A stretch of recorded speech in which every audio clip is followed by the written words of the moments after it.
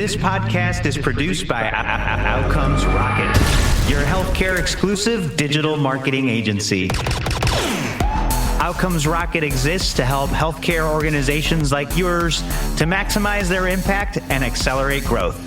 Visit outcomesrocket.com or text us at 312-224-9945.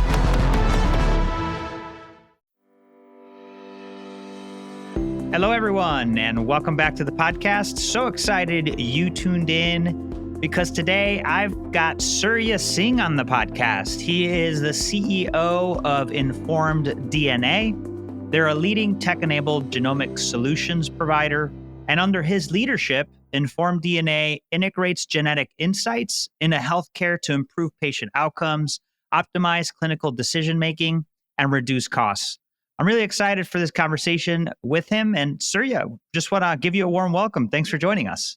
Thank you so much. Very excited to be here. Yeah, it's great to have you here. And so the year's off to the races. We're almost done with Q1. How's the year gone for you? Very well. We actually last week closed on a acquisition that we've been working on for about 9 months. So that was big news for us. A press release on it goes out tomorrow, in fact. And so congratulations. Congratulations. Care to share? Yeah, very excited. That's awesome. Do you want to tell us about it? Yeah, we are in the process right now of going through the phases of integration with Coriell Life Sciences, a pharmacogenomics company that's been in the market over a dozen years and is incredibly synergistic with what we've been doing with a population health platform called DNA Impact that essentially aims to use a variety of different digital tools and technology to expand the practical application of genomics and population health. So couldn't be more excited about it. I see pharmacogenomics and had for a very long time in my 20 to 25 years in healthcare as a field that has a ton of evidence where the medical establishment has not quite caught up to the use of that evidence and trying to make patient care better and driving all the things that you said in the outset, better outcomes at a lower cost are achievable through use of validated genomic markers. But drug metabolism is one of the important categories for that, which is what this Well, that's fantastic. Congratulations to you and the team for that acquisition. That's exciting. Thank you. Yeah. So let's dig in, Surya. Tell us about your business. What do you guys do? How's it different? Why does it matter? So I'll start with a tiny bit of background about me because I think it'll provide the context for the company and where we're going and what we do that's different. So I'm a physician. I'm an internist and hospitalist.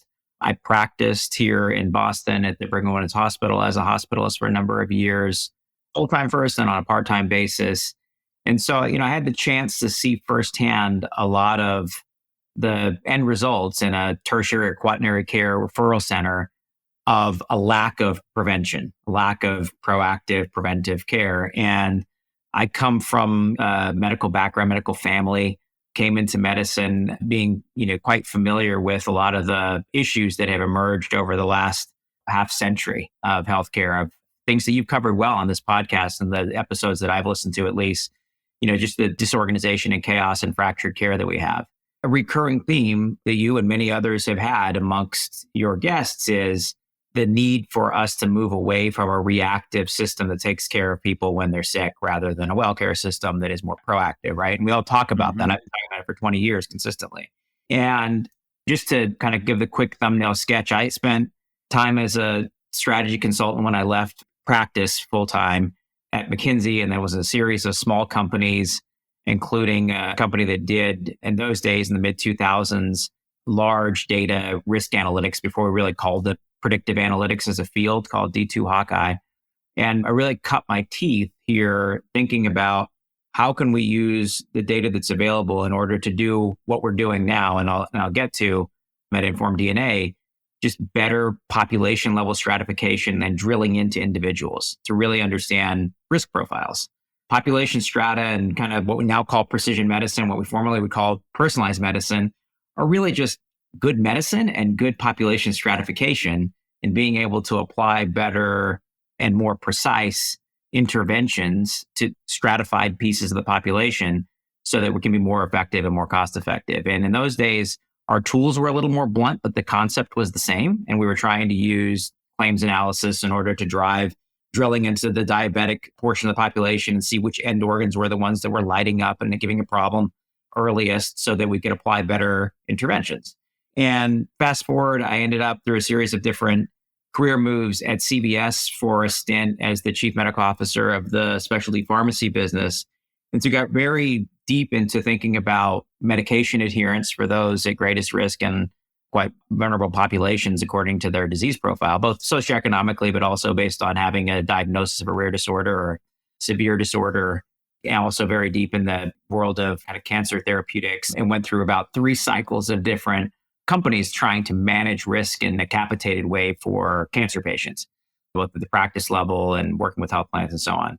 So I got very interested based on way prior to that, and which I won't go into, research background in genetics and molecular biology, to the practical application of tools. And largely it's better risk stratification through advanced diagnostics and biomarkers to be able to provide patients ultimately, but let's just say those who are managing populations, largely plan sponsors, employers, self-funded employers, health plans, and so on, with tools to be able to stratify their population so we can get better interventions to the appropriate parts of those populations. Simplistically, who are the people that are going to cost a lot of money and be sickest, and how can we get to them earlier? How we can predict who they are.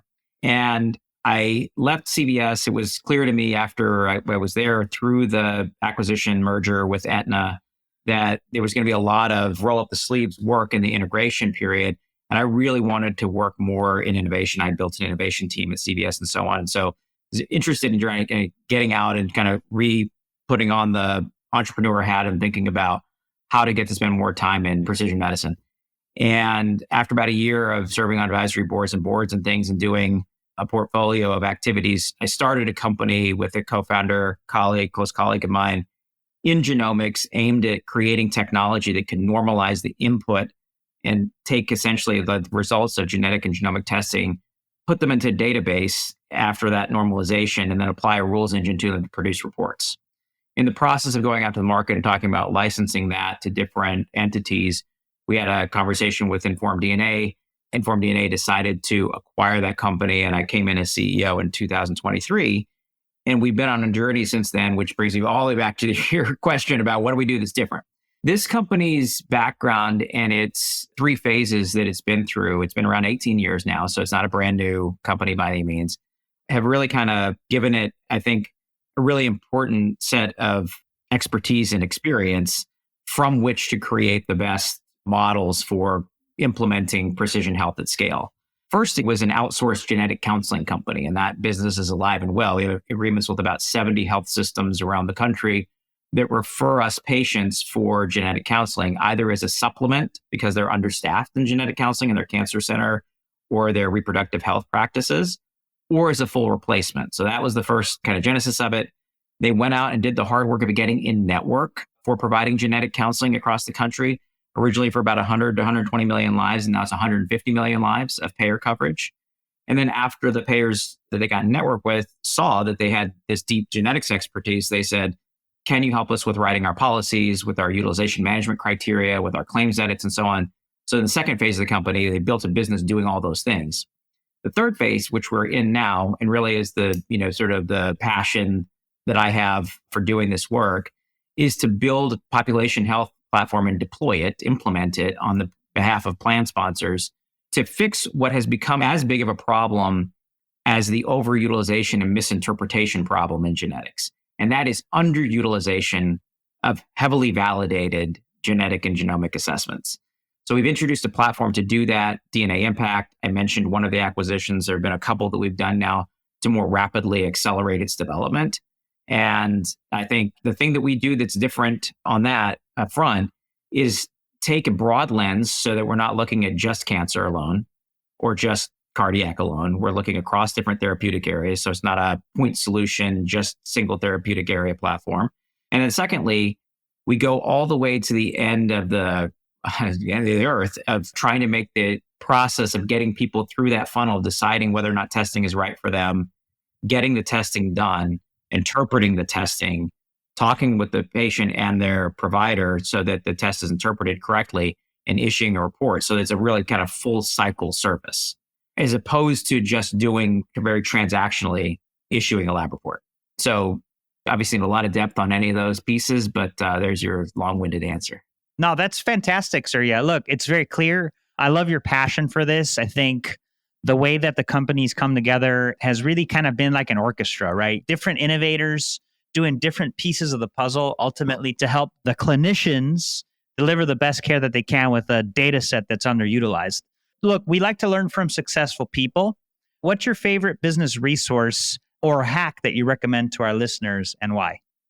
So I don't know if I would quite characterize it as a hack, but I am a big consumer of different classic business tools and so on. And so one of our investors has published a book on a management system called Accelerating Growth. And it's really been pretty informative and helpful to us in having a rigorous approach to running our business. And through an operating committee that I and my COO co-run, we've really had an efficient build, I think, towards the model that we're in now of running this company. And I'll just share with you the resource that I asked my team to read over the holidays, which was the Flywheel monograph that was a Good to Great, which is an old and classic one, but I still believe in. And I think when you find that part of the market that you're able to get the flywheel to really start to turn and propagate, catching on to that and focusing has been something that the half dozen times when I've had products that I've been a part, been fortunate to be a part of introducing into the market at different stops along the way. You don't drop everything, but you certainly focus as much as you can on getting that flywheel really going. And I think we're doing that here, and I'm excited to be back in that phase of the company. That's exciting, Surya. And so it is the Accelerating Growth System. You also called out the Flywheel monograph and Good to Great. All such great resources. Folks, we'll link them up to the show notes so you too can get your surge of business intel. And so, Surya, if the plans and the employers listening to this episode want to reach out to you because they're curious and they want to learn more, where can they reach out to you and the company?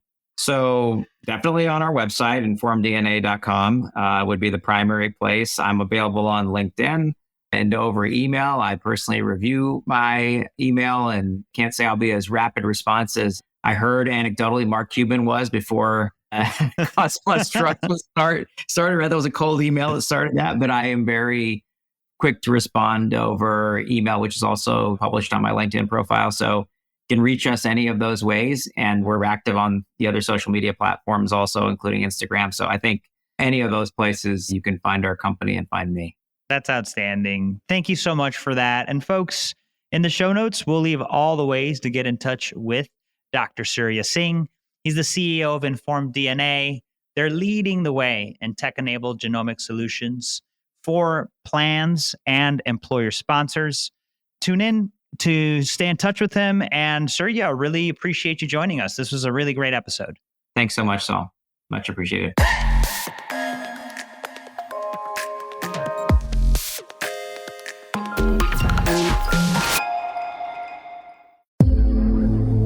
This podcast is produced by Outcomes Rocket, your healthcare exclusive digital marketing agency.